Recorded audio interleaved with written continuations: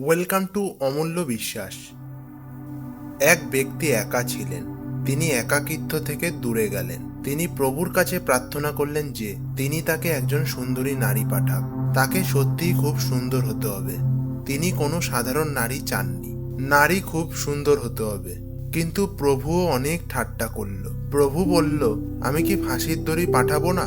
লোকটি রেগে গেল। সে বলল, এটা কি বলার মতো কথা? আমার একজন সুন্দরী নারী চাই, আর আপনি ফাঁসির দড়ি চাইছেন? এটা শাস্ত্রে লেখা নেই। আপনি কি কখনো ভক্তকে এই কথা বলতে পারেন? আমি বললাম, শুধু একজন সুন্দরী নারীকে পাঠিয়ে দাও। ফাঁসির দড়ি দিয়ে কি হবে? কেউ আমাকে ফাঁসি দাও। আচ্ছা, সেই সুন্দরী নারী এসে পৌঁছালো। কিন্তু 3 দিনের মধ্যেই লোকটি বুঝতে পারল যে সে নিজেই একটি ফাঁসিতে পরিণত হয়েছে। প্রভু ঠিকই বলেছিল। আমি একজন নারী ছিলাম, কিন্তু আমার দাবি ছিল একটি ফাঁসি। সে খুব সহজ ভাষায় কথা বলল। সে বাঁশির মতন সুন্দর করে কথা বলল।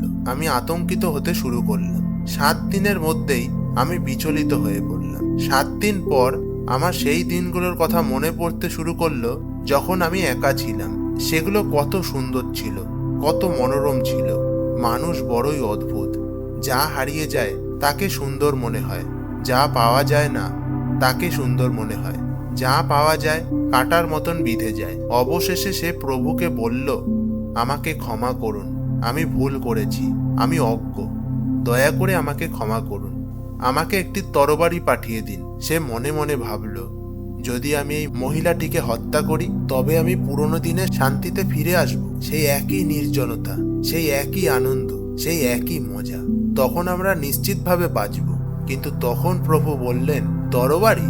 ওহ, আমি কি তোমাকে একটি ফাঁসি পাঠাবো? লোকটি আবার রেগে গেল। সে বলল, আমি তো তোমাকে একটি ফাঁসি পাঠিয়েছি, কিন্তু এখনো সন্তুষ্ট নও। আমি বলছি, আমাকে শুধু একটি ভালো ধারালো তরবারি পাঠাও। সে রাজি হলো না। তরবারি এলো। সে তার স্ত্রীকে হত্যা করলো। সে ভেবেছিল যে তার স্ত্রীকে হত্যা করার পরেই সে সুখে থাকবে, কিন্তু সে ধরা পড়ল। তাকে মৃত্যুদণ্ড দেওয়া হলো। যখন তারা তাকে ফাঁসির মঞ্চে নিয়ে যেতে শুরু করলো, সে হো হো করে হাসতে লাগলো। জল্লাদরা জিজ্ঞাসা করলো, কি হয়েছে?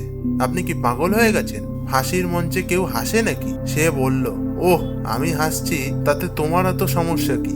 ঈশ্বর আমাকে শুরু থেকেই বলেছিলেন যে আমি যেন বারবার ফাঁসির দড়ি পাঠাই। আমি তাকে একটা ব্যাখ্যা করিনি। যদি সে আগে শুনতো তাহলে সে কত ঝামেলা থেকে বাঁচত। আমি যাকে পেতাম সেই ফাঁসির দড়ি হয়ে যেত। সেই ব্যক্তিটির নাম ছিল অস্কার ওয়াইল্ড। সে বলল, ধন্য তারা যারা নিজেদের পছন্দের নারীকে পায় না। যেইমাত্র তাকে পায় অমনি কঠিন হয়ে যায়। মজনু এখনো চিৎকার করছে। সে লায়লা লায়লা বলে চিৎকার করছে। সে খুব মজা করছে। ওসর বলা একটি উক্তি শুনলেন, সাবস্ক্রাইব নাও অমূল্য বিশ্বাস। সবাই ভালো থাকুন। ধন্যবাদ।